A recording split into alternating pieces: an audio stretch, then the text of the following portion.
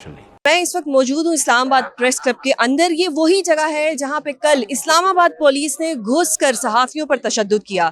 अमूमन यही एक कॉन्सेप्ट चलता आ रहा है, एक रिवायत चलती आ रही है कि जो पुलिस है वो कभी भी बार रूम्स में नहीं जा सकती, वो कभी भी कमरा अदालत में नहीं जा सकती, वो कभी भी प्रेस क्लब के अंदर नहीं जा सकती, वो कभी भी किसी वकील के चैम्बर में जाके कोई गिरफ्तारी नहीं कर सकती। लेकिन हमने देखा है कि जब से ये गवर्नमेंट आई है, या मैं जो भी कहूँ, ये पीका हम पे लगा है, सब कुछ हमारे साथ हो रहा है, सहाफ़ियों के साथ जितनी कदगने लग सकती थी सहाफ़ियों पर वो लग रही हैं। पहले पीका जैसा कानून आया और अब सहाफ़ियों को उनके घर के अंदर घुस के मारा जा रहा है। और आज जो आप मेरे पीछे एहतजाज देख रहे हैं, ये एहतजाज इसीलिए मुनक्किद किया गया है। हम आगे चलते हैं और बात करते हैं यहाँ दीगर सहाफ़ियों से कि ये जो सहाफ़ियों पर जुल्म हो रहा है कब तक होता रहेगा और ये कब रुकेगा। बहुत शुक्रिया सर, आप मुझे बताएं कि कोई आपके घर में घुस के आप पे हमला करता है, ये वही सहाफ़ी हैं जिन्होंने कल तक इंडिया का असली चेहरा दिखाया, पूरी दुनिया को, सब सुबह शाम जागते रहे, फुटेजेस करते रहे। अब यही सहाफ़ी जो सबको सच बताते हैं, आर्टिकल 9, आर्टिकल 14, आर्टिकल 19 कहाँ चला जाता है इस मुल्क में जब सहाफ़ियों की बात आती है? Thank you. देखिए, एक तो पूरी दुनिया में एक यूनिवर्सल लॉ है, अगर किसी मुल्ज़म के ख़िलाफ़ कत्ल का मुकदमा दर्ज हो और वो किसी वकील के चैम्बर में चला जाए, वो मुल्ज़म नामज़द होता है, लेकिन पुलिस किसी वकील के चैम्बर में जाकर उस मुल्ज़म को गिरफ्तार नहीं करती। वो बार के अंदर चला जाए, पुलिस बार के अंदर दाखिल नहीं होती। जब तक उसकी ज़मानत नहीं होती वो मुल्ज़म होता है।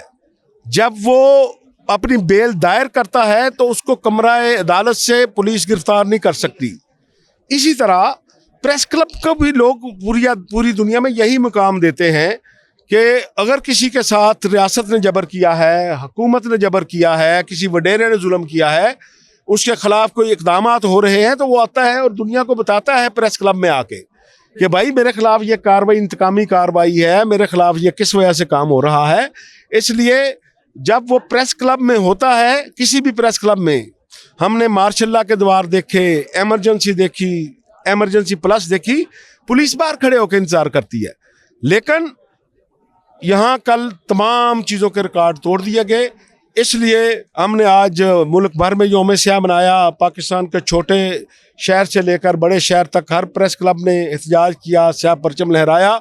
और हम अपने चार्टर ऑफ डिमांड को इस तरह तैयार कर रहे हैं कि अगर हुकूमत सिंसियर होगी, सीरियस होगी, पॉलिटिकल पार्टी सिंसियर होगी, तो उस चार्टर ऑफ डिमांड की मंजूरी के बाद पाकिस्तान की किसी भी प्रेस क्लब में ये पुलिस का आखिरी दाखिला होगा, उसके बाद पुलिस दाखिल नहीं हो सकेगी। सर बहुत शुक्रिया अपना कीमती वक्त देने के लिए। आपके घर में घुस के आपके मतलब समझे कि आपके बच्चों के ऊपर कोई तशद्दुद करके चला जाता है और 24 घंटे गुजर जाते हैं, अभी तक कुछ नहीं हुआ। आप वॉकआउट करें, आप लोग यहाँ पे बैठ के एहतजाज करें, डू यू थिंक कि क्या गवर्नमेंट आपके किसी प्रेशर में आने वाली है? देखिए, मैं तो सबसे पहले कल के दिन को स्याह तरीन दिन कहूँगा, ना सिर्फ पाकिस्तान की तारीख़ का बल्कि सहाफ़त का स्याह तरीन दिन था। जहाँ तक आपने हुकूमत की बात की, ये अलमिया है। आप देखें, जब यही लोग एग्ज़ाइल में होते हैं, अपोजिशन में होते हैं, तो हमें ये चौथा सतून कहते हैं, क्योंकि हम इनकी आवाज़ बनते हैं। आपके शोज़, हमारा रिपोर्टर, हमारा डेस्क इनके बयानात, इनकी खबरें आवाम तक जब पहुँचाते हैं तो हमें ये चौथा सतून कहते हैं। लेकिन ये अलमिया रहा है हमेशा से। जब भी ये हुकूमत के अंदर आते हैं तो हमें हमारे चेहरे इनको बुरे लगते हैं, भयानक लगते हैं। और हम तो आपको पता आईना दिखाते हैं, हम माशरे की आँख कान हैं, हम इनको आईना दिखाते हैं। बजाय इसके कि अपने चेहरे दुरुस्त करें, ये इस आईने को तोड़ने की कोशिश करते हैं। हालांकि इनको सोचना चाहिए, ये आईना नहीं तोड़ सकते हैं। मैं नहीं समझता। देखें, ये अगर आमजद का दौर आप देखें, उस दौर के अंदर भी ये सहाफ़त जिंदा रही। कोड़े खाकर आप मिनहाज बरना साहब को देखें, निसार उस्मानी साहब को देखें, अब्दुल हमीद छाबरा साहब को देखें, एक बड़ी तारीख भरी पड़ी है। आज उन आमरों का नाम नहीं लिया जाता, लेकिन मिनहाज बरना का नाम आज भी जिंदा है, निसार उस्मानी का नाम आज भी जिंदा है। तो ये वक्त भी गुजर जाएगा। कल इन्होंने साल बाद क्या है गवर्नमेंट से कि वो क्या करें? देखिए, एक तो इस हवाले से हमने अभी तमाम ग्रुप्स का एक इजलास बुलाया हुआ, जिसका नाम चार्टर ऑफ डिमांड्स जो है वो रखेंगे, तमाम ग्रुप्स की मशावरत से रखेंगे। लेकिन ये हमारा एक तय है तमाम ग्रुप्स का कि इस वाक़ये को आखिरी वाक़या साबित करेंगे और इसकी एग्जांपल इस तरह सेट करेंगे कि आइंदा किसी को ज़रूरत ना हो। और आप देखें खैबर से कराची तक, गिलगित से गवादर तक जो सहाफ़ी हैं इस वक्त जो है वो सरापा एहतजाज हैं। न सिर्फ पाकिस्तान के अंदर, आज इंटरनेशनल फेडरेशन ऑफ जर्नलिस्ट ने इसका नोटिस लिया, उसने प्रेस रिलीज जारी की। हमारी सेक्रेटरी जनरल एंटोनी बोरिंगर से बात हुई, जो प्रेसिडेंट हैं डोमिनिका पार्टी, उनसे बात हुई। इस हवाले से कल वो स्टेटमेंट के साथ साथ लेटर्स लिखने जा रहे हैं वज़ीर-ए-आज़म पाकिस्तान को, चीफ जस्टिस ऑफ पाकिस्तान को। तो इंशाल्लाह ये ना सिर्फ फुटपाथों के अंदर, ईवानों के अंदर भी जो है ये हमारी जदोजहद जारी रहेगी। आज भी आपने देखा बाइकाट हुआ सेशन का पार्लियामेंट के अंदर।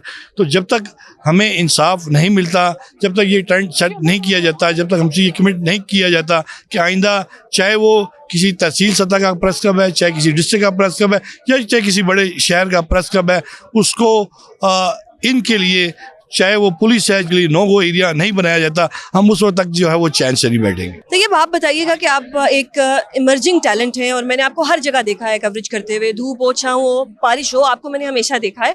आप अगर इतना एक अपने मुल्क के लिए काम कर रहे हो और एक दिन आपके घर आके पुलिस आप पे तशद्दुद करे, आपके इर्द गिर्द वाले, आपके घर वाले भी आपको ना बचा सकें, आपका क्या रिएक्शन होगा इसके ऊपर? और आप क्या डिमांड करेंगे स्टेट से, जिनको आप टैक्स देते हैं, आप वोट देते हैं, क्या उस वोट के बदले में ये तहफ़्फ़ुज़ भी आपको नहीं दिया जाएगा? बहुत अफसोसनाक है और मैं आपका बहुत शुक्रगुजार हूँ कि आपने मेरा मौक़िफ़ लिया। देखें, Pakistan federal union of journalist मामले पे तमाम तंजीमें मुत्तहद हैं, चाहे जितने भी ग्रुप्स हैं पाकिस्तान में बने हुए हैं। इंटरनेशनल फेडरेशन ऑफ जर्नलिस्ट ने इस चीज़ की मजम्मत की है। प्रेस क्लब हमारा घर है, हमारे घर में आकर ये हमला कर रहे हैं, पुलिस गर्दी कर रहे हैं। और तारीख में पहली दफ़ा ऐसा हुआ कि कोई पुलिस गर्दी हो रही है, पुलिस वाले बगैर सहाफ़ियों को, कैमरा मैन्स को और यहाँ का जो स्टाफ है उसको मार रहे हैं। इसकी जितनी भी मजम्मत की जाए वो कम। ये जो कल हुआ इसकी जितनी मजम्मत की जाए कम है कि अब पुलिस क्या इतनी पावर में आ गई है, क्या वो इतनी खुद मुख्तार हो गई है कि सहाफ़ियों को उनके घर में घुस के मारेंगे? ये वही सहाफ़ी हैं जिन्होंने कल तक जब जंग हो रही थी सारी दुनिया को दिखाया कि क्या सच है क्या झूठ है। लेकिन क्या एक SHO की इतनी औकात है कि वो सहाफ़ियों के घर में घुसे, वहाँ पे तशद्दुद करे और बाकी सहाफ़ी देखते रह जाएं? क्या कहेंगे आप? देखिए, उसमें एक वजह तो ये सामने आती है कि जब नेशनल प्रेस क्लब में बरसर इक़्तिदार ग्रुप अपनी सियासत के लिए, अपने इक़्तिदार के लिए पुलिस को बुलाकर 2 मरतबा, 1 मरतबा नहीं 2 मरतबा पुलिस की निगरानी में काउंटिंग करवाए और अपनी मर्ज़ी का फ़ैसला करवाए, तो फिर पुलिस इस तरह दाखिल होगी इनसे बगैर पूछे और हमला भी करेगी। लेकिन चूँकि हमारा घर है, हम अपोजिशन के लोग आज यहाँ मौजूद हैं, कल भी मौजूद थे, अपने इस प्रेस क्लब उसके मेंबरान की इज़्ज़त वक़ार के लिए, और हम उस वक्त तक खड़े रहेंगे जब तक कि मामला मुस्तकिल हल नहीं होता है। मुस्तकिल हल किसका क्या है? मुस्तकिल हल ये है कि फ़ेडरल गवर्नमेंट और तमाम जो सूबाई हुकूमतें हैं उनकी होम डिपार्टमेंट से एक नोटिफिकेशन जारी हो कि आज के बाद किसी प्रेस क्लब में, चाहे वो डिस्ट्रिक्ट का है, तहसील का है या बड़े शहर का है, उसमें पुलिस समेत कोई भी कानून नाफिज करने वाला अदारा बगैर परमिशन के दाखिल नहीं हो सकेगा। फेडरल गवर्नमेंट भी करे। अगर नहीं करते हैं तो इसका मतलब हुकूमत की बदनीति है कि वो आइंदा भी, जैसे कि हमारे पाकिस्तान में बदकिस्मती है कि अरशद शरीफ शहीद से जो शुरू हुआ और अब 4 दिन पहले कराची में जो मीर साहब इम्तियाज़ मीर है वो भी फौत हो गए। फिर मुल्तान में हमारे सहाफ़ी शुएब का साथ सलूक हुआ। तो ये भी चलता रहेगा निज़ाम, फिर सहाफ़ी मरते रहेंगे, ज़ख्मी होते रहेंगे, बेरोज़गार होते रहेंगे, कोई नहीं पूछेगा। तो आज इस मसले पे हमें अपने सियासत को सैर पर रख के हमें मुतफ़िका तौर पर कोई लाएमल तय करने का। अगर ग्रुपों में बट गए तो प्रेस क्लब क्या सब कुछ तबाह हो जाएगा। आपको लगता है कि ये जो एहतजाज इस वक्त हो रहा है इसको कोई फ्रूटफुल आउटकम होगा? बिकॉज माइट इज़ राइट, हमने देखा है जो हमारी गवर्नमेंट है, जो वफाक है या जो ओवरऑल गवर्नमेंट है, वो तो इस वक्त इक़्तिदार के इतने नशे में है कि वो किसी को भी आंसरेबल नहीं है, वो तो उंगलियां तोड़ने की बातें कर रहे हैं। तो डू यू थिंक कि जो अपने इत्तेहादियों की बात नहीं सुन रहे वो क्या सहाफ़ियों की बात सुनेंगे या सहाफ़ियों का कोई जो डिमांड है वो मानेंगे? देखिए, आज से कुछ साल कबल अगर हम देखें तो पहले बात हम करते थे कि सहाफ़त बचाओ, आज़ादी सहाफ़त की बात करते थे। फिर वक्त आ गया जब अरशद शरीफ का कत्ल हुआ तो हम कहते हैं सहाफ़ी बचाओ। अब जब प्रेस क्लब पे हमला हो गया तो अब हम कह रहे हैं कि प्रेस क्लब को बचाओ। तो ये सिलसिला कब तक चलता रहेगा? उस वक्त तक जब तक आप अपने सियासी एजेंडे को साइड पर रखें, जो सियासी जमात के साथ आपको ताल्लुक़ है उसको आप साइड पर रखें और सिर्फ सहाफ़त बचाओ, सहाफ़ी बचाओ और प्रेस क्लब बचाओ का आपका एजेंडा नहीं होगा तो इस तरह के हालात कायम होते रहेंगे, सहाफ़ी मरते रहेंगे और मार खाते रहेंगे।